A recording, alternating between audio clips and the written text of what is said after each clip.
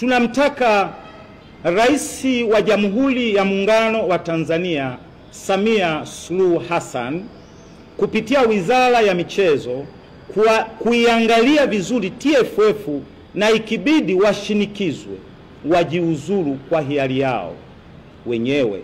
Bila hivyo sisi wananchi wanayanga kwa nchi nzima leo tunatoa tamko kwamba endapo watashindwa kujiuzuru tutaitisha maandamano nchi nzima. Wanahabari, nataka nirudie, kama unaweza kuchukua kwa herufi kubwa, chukua herufi kubwa, kwamba wasipofanya hivyo wananchi tutaitisha maandamano nchi nzima. Potelea mbali, mbele kuna uchaguzi, naomba waandike tena.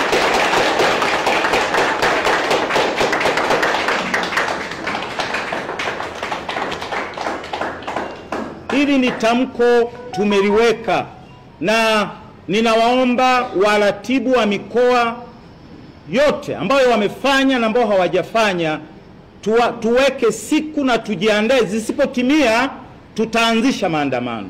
Hakuna atakayezuia mwananchi mwenye hasira isiyodhuru wala kuharibu mali ya mtu ambaye hana shida. Maandamano ni ya amani, maandamano ya kumtaka tu Mr. Kalia na bodi ya ligi waachie.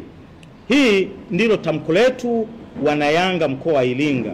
Yanga, tunaomba Yanga tupewe pointi zetu 3 kwa mujibu wa kanuni ya 34 na kanuni ya 31 ya ligi kuu ya NBC. Hili ndio tamko letu mkoa wa Iringa. Kwa hiyo baada ya hapo